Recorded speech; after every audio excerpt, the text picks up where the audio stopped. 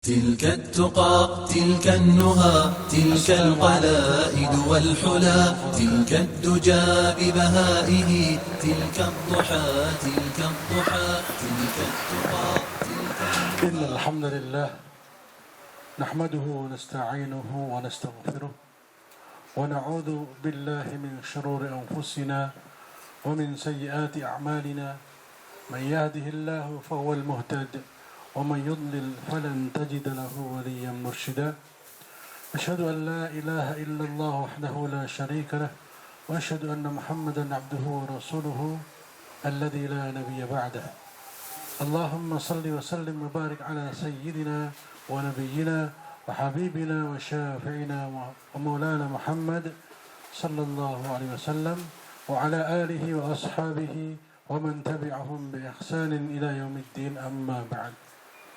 Bapak, ibu-ibu, hadirin yang dirahmati Allah Subhanahu wa taala. Tidak lupa senantiasa kita memanjatkan puji dan syukur kehadirat Allah Subhanahu wa taala atas segala nikmat yang telah Allah limpahkan dan karuniakan kepada kita semua. Tadi pembawa acara menyampaikan bahwa acara ini bagian dari reuni temu kangen dan nostalgia, tapi juga bagian dari memanjangkan amal soleh kita. Makanya dengan mengajak anak, istri, bahkan cucu. Saya ingin sampaikan, ternyata di Al-Quran itu ada ayat berbicara tentang reuni. Reuni yang sejatinya reuni, dan yang tidak ikut reuni ini akan rugi serugi-ruginya. Surah At-Tur ayat 21. Walladzina amanu wattaba'athum dzurriyyatuhum biimanin alhaqna bihim dzurriyyatahum wama alatnahum min amalihim min syai'. Silakan nanti di rumah bisa dibuka atau bisa buka Quran Android atau Google, surat At-Tur ayat 17 sampai 28. Itu bercerita tentang reuni. Acaranya ada disebutkan, ya, saling ngobrol, saling lempar-lemparan makanan gitu ya. Itu reuni yang sejati. Di mana? Reuni di surga. Kalau kita aja lagi reuni kayak gini senengnya ya, ketemu teman lama, ngobrol, makan, dari rumah sudah siap-siap, ya. Semua anak dirajak. Bayangkan betapa bahagianya reuni itu ada di surga. Inilah mega proyek kita, ya. Reuni di surga bersama kakek, nenek, dan anak cucu kita. Karena sebenarnya perpisahan itu di dunia semua sifatnya sementara. Mungkin setahun, 2 tahun, mungkin sampai mati. Tapi perpisahan sejati adalah ketika reuni ini diadakan, ada anggota keluarga kita yang gak ikut. Itu namanya pisah, ya. Karena hanya ada 2 pilihan, immal jannah imman nar. Kalau nggak ke surga ya ke neraka. Nah, kita akan bahas anak kita, mega proyek kita. Kenapa kok anak kita, kok nggak kita? Karena sebenarnya kita ini adalah proyek dari bapak kita. Silakan dibuka surat Al-Kahfi ayat 82. Wa ammal jidaru fakana li ghulamaini yatimaini fil madinati. Ini kisah tentang perjalanan 2 orang nabi, Nabi Khidir dan Nabi Musa alaihissalam. Dalam cerita kisah ini dikisahkan 2 orang nabi yang diperintahkan Allah menjadi tukang batu. Nabi diutus untuk jadi tukang batu, membetulkan rumah, dinding yang akan roboh. Ternyata wa amal jidaru, adapun dinding rumah itu, fakana li ghulamaini, adalah milik 2 orang anak yatimaini, yang yatim fil Madinah, di kota itu. Allah menginginkan agar rumah itu diperbaiki, karena di bawah rumah itu ada perbendaharaan harta yang sangat tak terhingga nilainya. Dalam tafsir Ibnu Katsir disebutkan, ternyata itu lempengan emas yang di lempengan itu ada tulisan cukup panjang, yang intinya adalah nasihat dan wasiat kepada dua anak itu. Allah menginginkan ketika dua anak yatim itu nanti dewasa, mereka mendapatkan harta kekayaan itu dan ilmu yang ada dalam lempengan emas itu. Lalu ada kalimat yang sangat bagus di tengah ayat, wa kana abuhuma salihah, dan adalah ayah dari dua anak yatim itu orang soleh. Jadi karena kesolihan orang tua dari dua anak itu, Allah kirimkan dua orang nabi untuk menjaga peninggalan dari orang tuanya. Peninggalan bukan hanya emas, tapi ilmu yang ada dituliskan dalam lempengan emas itu. Artinya apa? Kalau kita ingin anak kita terjaga kesejahteraannya, terjaga keimanannya, terjaga kesalehannya, jadilah orang tua yang saleh. Jangan harap anak kita jadi orang saleh kalau kita tidak memaksimalkan diri menjadi orang yang saleh. Sayyidina Abdullah bin Abbas radhiyallahu anhuma, sahabat Abdullah bin Abbas radhiyallahu anhuma, dalam tafsir Tanwirul Miqbas an Tafsir Ibni Abbas menafsirkan ayat tadi, bahwasanya bapak yang ada dalam ayat ini bukan bapak langsung. Artinya dua anak yatim kemudian bapaknya, bukan bapak yang langsung, tetapi bapak 7 turunan sebelumnya. Jadi kesolihan 7 turunan di atas kita barangkali yang menyebabkan kita menjadi orang-orang saleh. Maka jangan pernah berpikir bahwa kesolehan kita ini hanya karena usaha kita.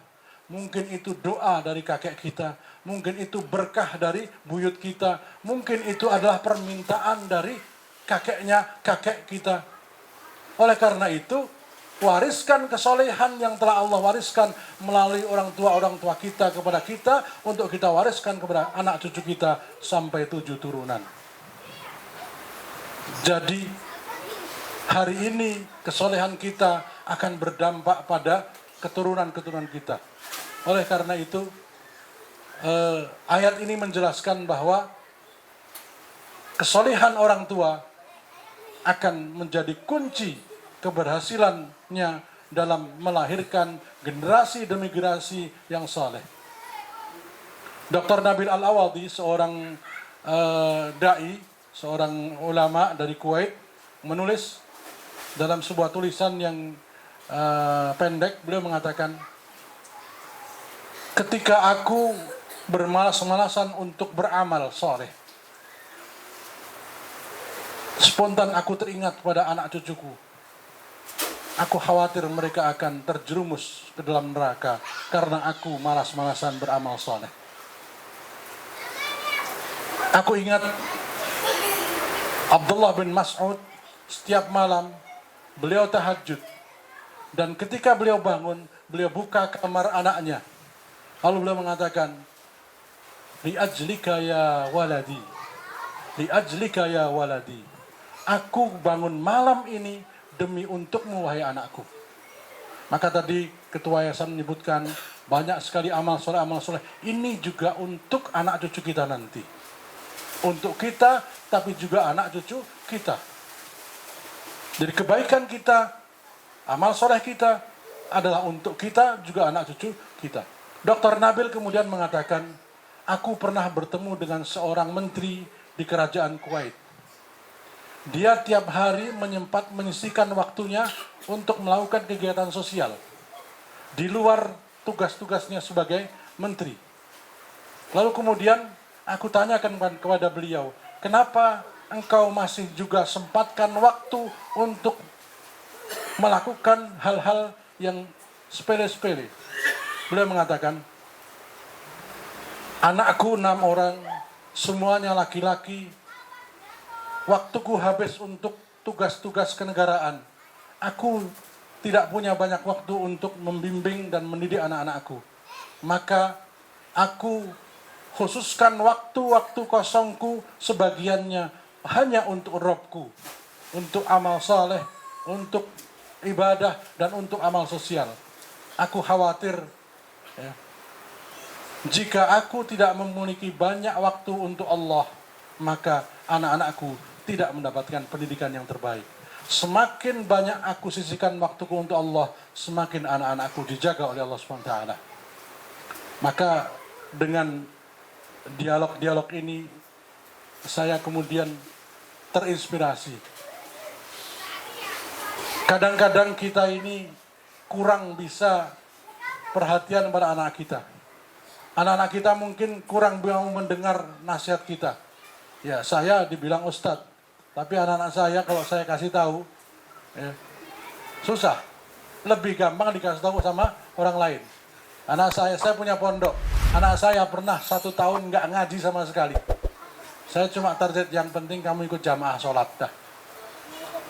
Saya sakit, naik turun tangga nggak bisa, saya cari di lantai 1, dia lantai 2. Saya di lantai kedua, dia ke lantai 1, ya udah kejar-kejaran. Udah saya biarin 1 tahun penuh.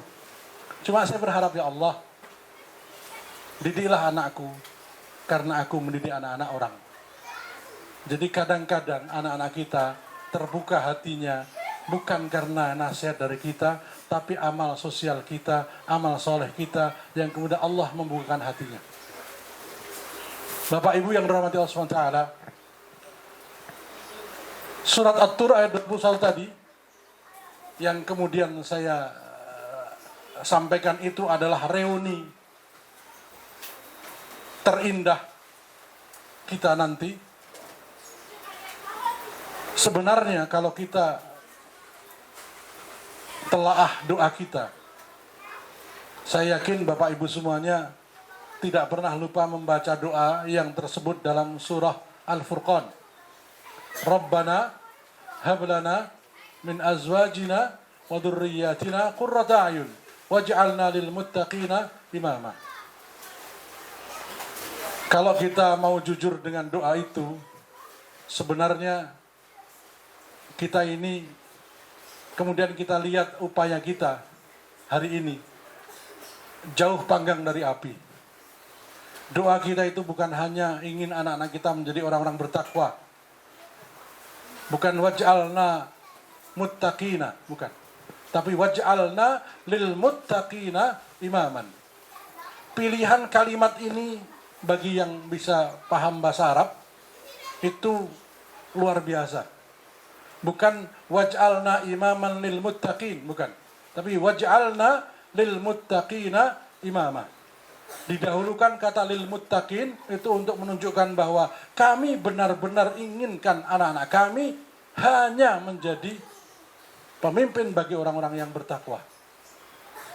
Pemimpin tapi buat orang-orang yang bertakwa. Jadi cita-cita kita terwujud dalam doa ini. Rabbana hablana, ya Rabb kami, anugerahkanlah kepada kami min azwajina, di antara istri-istri kami, wa dzurriyyatina, dan anak cucu kami, qurrata ayun, penyejuk hati kami, penenang jiwa kami. Waj'alna, dan jadikanlah kami lil muttaqina, untuk orang-orang yang bertakwa, imaman, sebagai pemimpin. Jadi kalau kita memang serius membaca doa ini, sesungguhnya tidak ada cita-cita yang lebih tinggi daripada ini. Cita-cita kita dan anak kita menjadi para pemimpin dari orang-orang bertakwa. Bukan cuma menjadi pemimpin, sembarang pemimpin, tapi memimpin orang-orang yang bertakwa, muttaqin. Maka ini betul-betul sebuah cita-cita besar. Setiap kita pengen jadi pemimpin. Setiap kita pengen memimpin orang-orang yang bertakwa. Kembali ke surah At-Tur ayat 21. Dan orang-orang yang beriman, yang kemudian imannya itu diikuti oleh anak cucunya. Alhaqna bihim dzurriyyatahum. Kami pertemukan mereka dengan anak cucu mereka. Wa ma alatnahum min amalihim min syai', tanpa mengurangi amal mereka sedikit pun. Al-haqna secara bahasa bermakna kami susulkan. Tapi dalam terjemahan Quran terjemah Indonesia dari Departemen Agama disebutkan kami kumpulkan.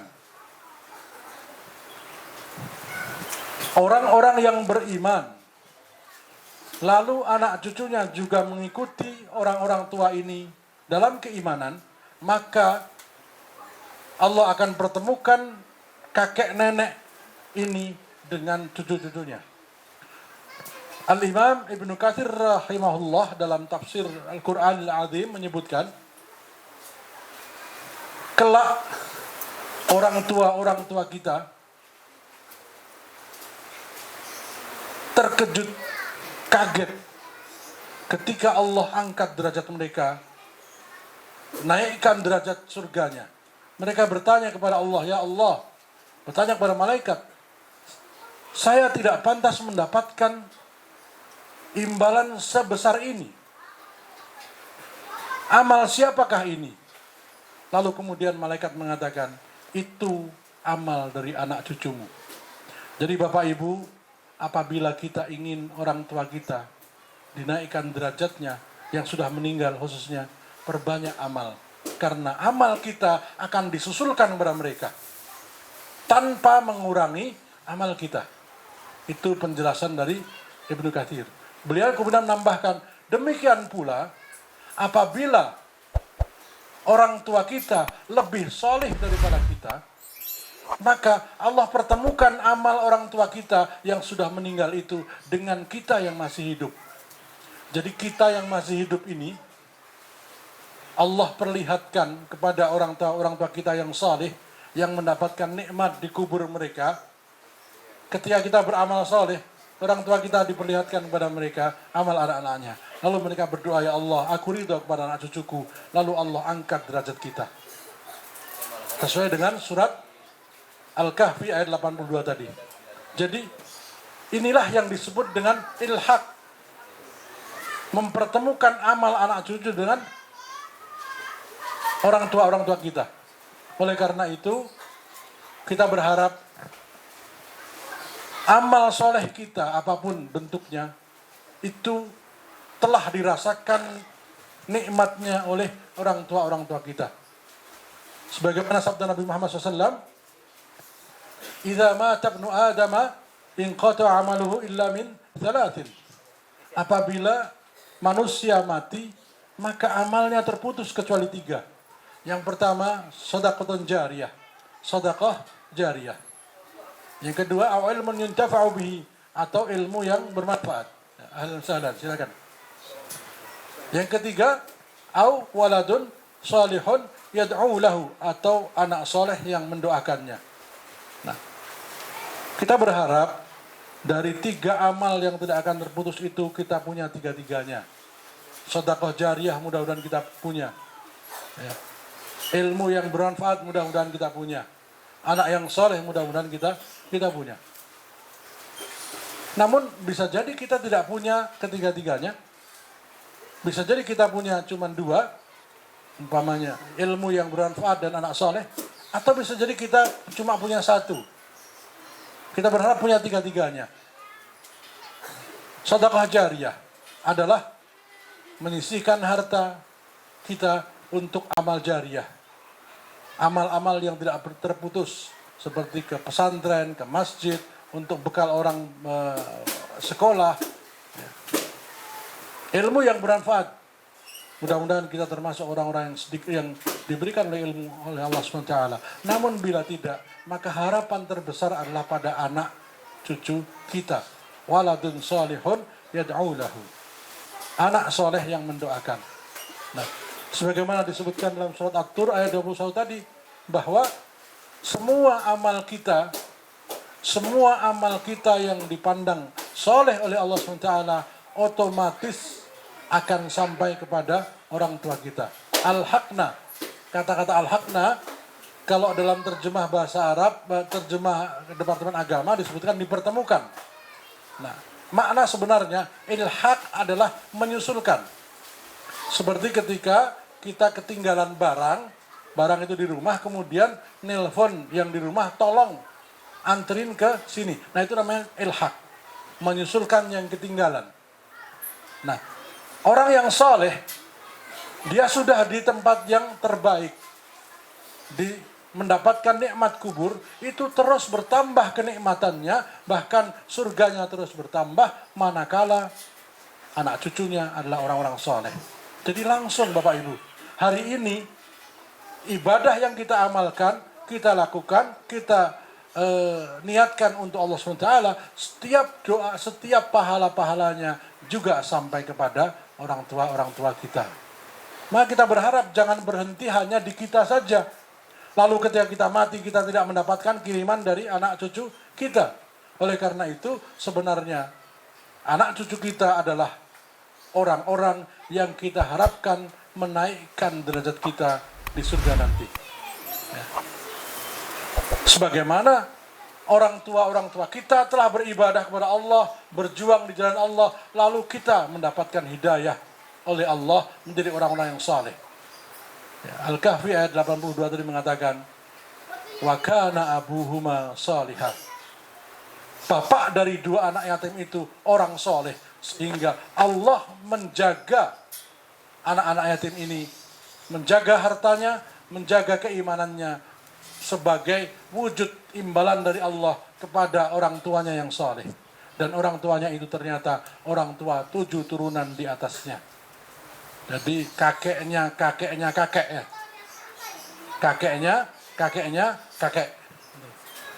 Kalau orang Jawa ada istilahnya itu. Kalau yang lain saya nggak tahu. Orang Jawa setahu saya bapak, simbah, buyut, canggah, wareng, udak-udak, gantung siwur. No, kalau Jawa ada, kalau saya nggak tahu. Jadi itu gantung siwur. Gantung siwur itu kakek ke-7. Jadi kakek ke-7. Kalau buyut kakek ke-4 ya. Orang tua tingkatan ke-4. Nah, ini ke-7. Maka mudah-mudahan pertemuan kita hari ini ya, sebagai bentuk reuni atau apapun namanya, itu tidak hanya hari ini saja. Tadi saya katakan bahwa Al-Quran menyebutkan reuni paling indah. Reuni yang akan dihadiri oleh kakek nenek kita, anak cucu kita, bareng-bareng nanti buah-buahannya disiapkan oleh Allah SWT. Fakihina bima atahum rabbuhum wa waqahum rabbuhum adzabal jahim. Ya. Yatanaza'una fiha ka'san la laghmu fiha wala ta'thim. Saring mengulurkan minuman khamr, tapi yang tidak membuat mabuk. Jadi saling diulurkan, monggo silahkan ini. Itu digambarkan oleh Allah. Lalu mereka ngomong, kalau dulu kita nggak jadi orang soleh, kita nggak bakal ketemu kayak begini. Nah, jadi ayat At-Tur ayat 17 sampai 28 itu ya, itu ayat tentang reuni. Ya kayak gini, reuni. Mungkin 3 bulan sekali. Yang nggak ikut mungkin nggak terlalu, walaupun mungkin ada yang kurang, tapi mungkin tidak sesedih ketika reuni ini tidak datang. Maka kita berharap nanti di akhirat reuni yang akan dihadiri oleh seluruh keluarga besar kita ini, kita dan anak cucu kita bisa hadir. Bapak Ibu yang dirahmati Allah SWT. Tadi kita bicara tentang reuni. Ini bulan Juli itu banyak khutbah ta'aruf. Bulan sebelumnya banyak wisuda ya. Ada wisuda TK, sekarang itu dari mulai bukan cuma S1, S2 ya. Yang wisuda sampai TK pun ada wisuda.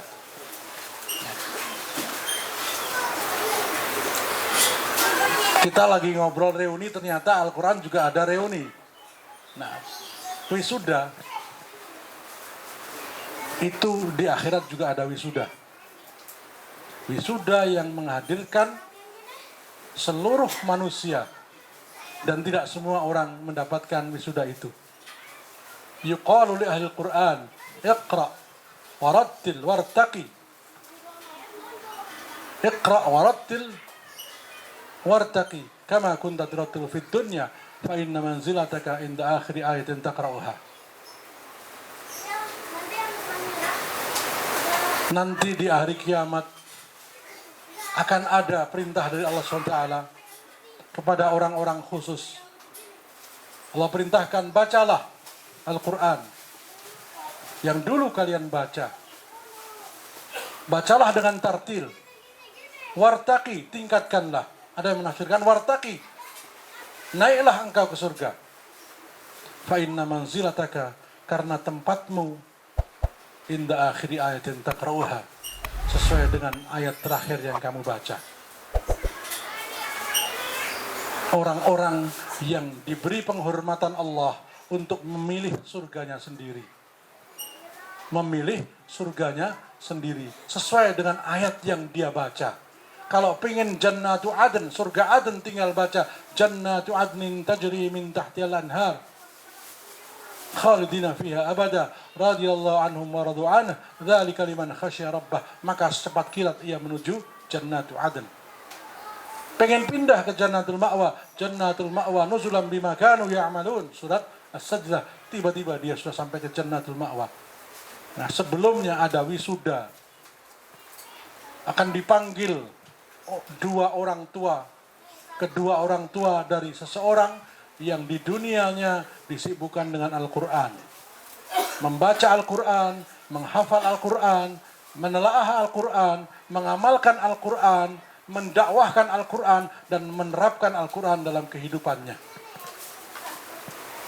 Yuqalu li ahlil Quran, nanti akan dikatakan seperti itu. Lalu Nabi bersabda dalam hadis yang lain, akan diberikan kepada kedua orang tuanya mahkota dan jubah kebesaran yang sinarnya melebihi indahnya sinar matahari di dunia. Lalu bagaimana kiranya si anak ini, bapaknya diangkat oleh Allah dengan kedudukan yang sangat tinggi. Siapakah mereka? Orang tua Ahlul Quran.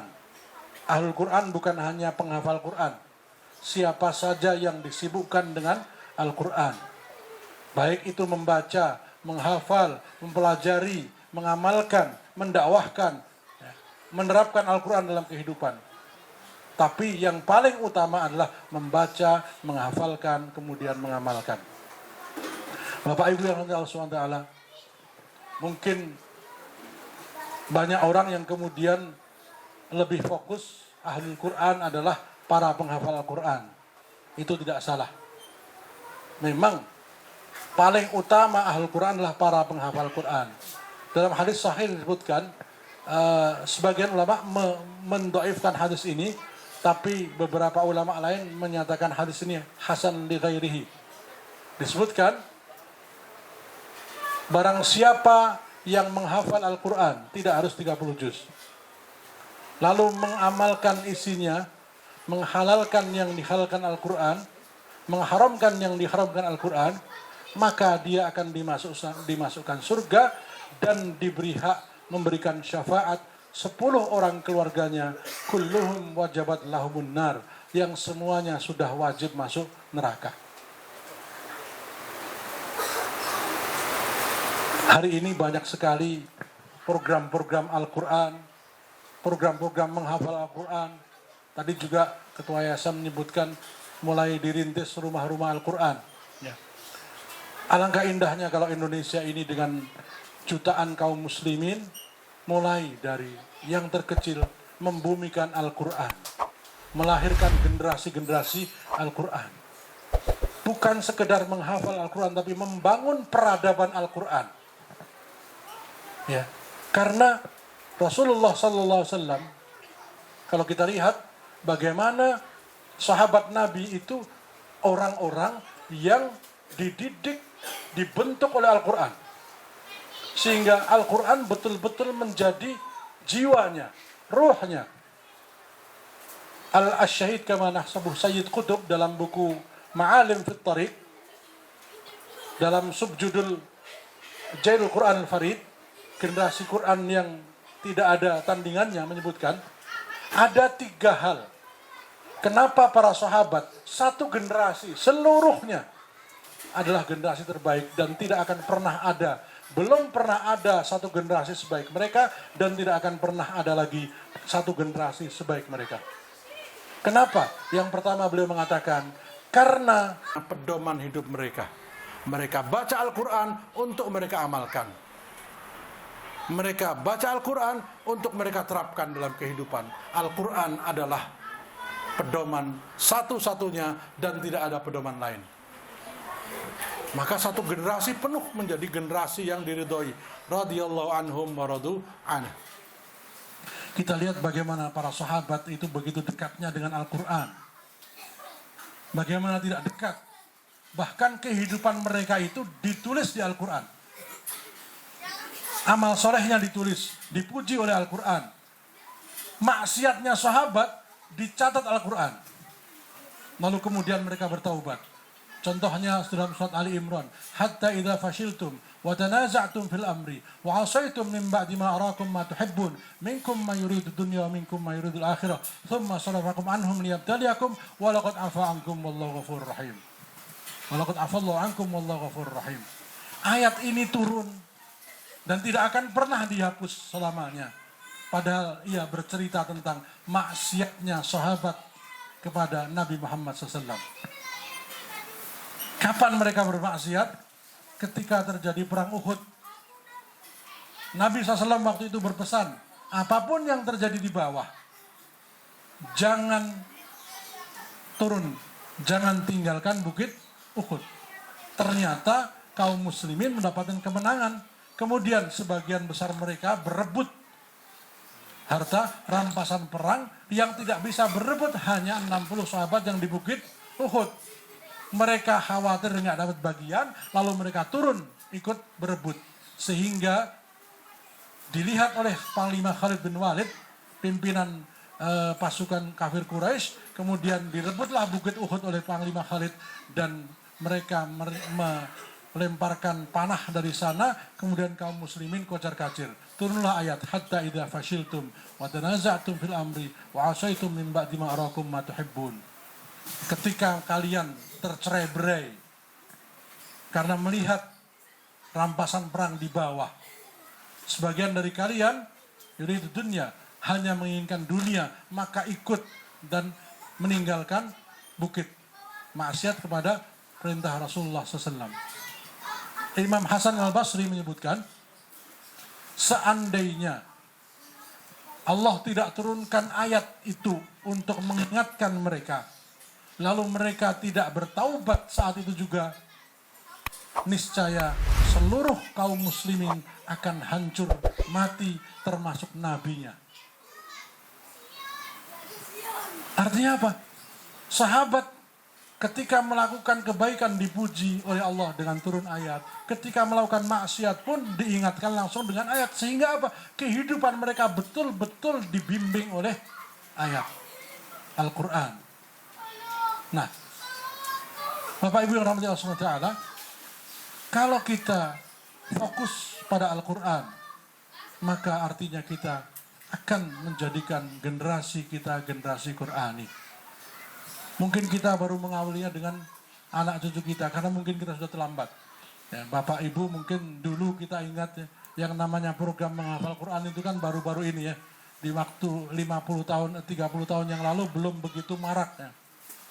Rata-rata baca Quran saja sudah bagus. Nah hari ini mudah-mudahan di antara anak cucu kita ada 1, 2, 3 dan seterusnya sebagai ahlul Quran. Nah kemudian cucu-cucu kita nanti hidupnya akan diatur dengan Al-Quran. Nah, inilah proyek kita, mega proyek kita, menjadikan kita nanti berkumpul di akhirat dengan barakahnya Al-Quran. Mungkin di antara kita ada yang ingin jadi insinyur, ada di antara kita pengen jadi dokter, jadi perawat dan sebagainya. Itu bukan berarti kita tidak dekat dengan Al-Quran. Ya. Hari ini sudah sangat banyak sekali sekolah-sekolah yang menjadikan program tahfidz Al-Quran sebagai program unggulan. Ya. Kita ingat bahwa kesolehan kita bisa jadi adalah karena keberkahan kehidupan kakek nenek kita. Maka mari kita lanjutkan kesolehan ini dengan menjadikan diri kita soleh, anak cucu kita soleh, dan seterusnya. Sehingga sebagaimana doa Nabi Sulaiman, falamma balagha arba'ina sanatan qal rabbana rabbi auzi'ni an ashkura ni'mataka allati an'amta 'alayya wa 'ala walidayya wa an a'mala salihan tardahu wa aslih li fi dhurriyyati inni tubtu ilaika wa inni minal muslimin. Surah apa itu ya? Surah Al-Ahqaf ayat 15 ya. Al-Ahqaf ya. Al-Ahqaf 15. Tolong Bapak Ibu yang sudah hafal, alhamdulillah. Yang belum hafal silakan dibuka surat Al-Ahqaf ayat 15. Ini adalah doa orang yang seharusnya sudah bisa dibaca di usia 40 tahun. Ini mewariskan kesolehan dari generasi ke generasi yang nanti ujungnya kita akan reuni di akhirat. Rabbi auzi'ni, ya Allah berikanlah aku ilham, berikanlah aku kekuatan, berikanlah aku dorongan yang kuat, an ashkura, untuk mensyukuri ni'mataka, nikmatmu, allati an'amta alayya, yang engkau limpahkan kepadaku, wa ala walidayya, dan kepada kedua orang tuaku. Doa ini luar biasa. Mungkin bapak ibu kita kurang bersyukur, maka ya Allah, aku mewakili keduanya, aku menyatakan syukur kepadamu. Wa an ashkura ala ni'mati, Rabbi auzi'in an ashkura alayya Rabbi auzi'ni an ashkura ni'mataka allati an'amta alayya wa ala walidayya wa an amala salihan, dan berikanlah aku kekuatan agar mampu beramal soleh, tardahu, yang engkau ridhoi. Tadi sudah saya sebutkan, aku berikan kekuatan untukku agar aku bisa bersyukur, juga kepada orang tuaku agar mereka juga bisa bersyukur. Lalu selanjutnya, wa aslih li fi dzurriyyati, dan teruskanlah kesolehan ini, wariskanlah kesolehan ini, perbaikilah untukku, untukku, fi dzurriyyati, pada anak cucuku. Aku ingin kesolehan ini aku yang dapat, tetapi siapa yang mengamalkan? Anak cucuku. Ini sebetulnya adalah warisan yang sejati. Harta, kalau anak cucu kita salah memanfaatkan, mungkin tidak ada manfaatnya. Tetapi aslih, solehkanlah, perbaikilah, untukku, fi dzurriyyati, pada anak cucuku. Inilah mega proyek kita. Kita pengen ngumpul di surga, kita pengen membangun rumah di surga, kumpul satu komplek dengan anak cucu kita. Aslih li, ya, perbaikilah hidupku, untukku, fi dzurriyyati, pada anak cucuku. Ini tutu ilaika, sungguh aku bertobat kepadamu, wa inni minal muslimin, dan aku termasuk orang yang berserah diri. Oleh karena itu, Bapak Ibu yang dirahmati Allah SWT, mari kita jadikan diri kita orang-orang yang soleh semaksimal yang kita mampu. Lalu kita minta kepada Allah, ya Allah, janganlah kesolehan ini hanya berhenti pada diriku, lanjutkanlah pada anak cucuku. Dr. Nabil Al-Awadi mengatakan, ketika aku bermalas-malasan melaksanakan amal soleh, aku sangat takut bencana yang akan dialami anak cucu kita. Maka tadi Ketua Yayasan menyebutkan begitu banyak program-program yang soleh, termasuk pembangunan rumah Quran, kemudian pembuatan sumur-sumur dan sebagainya.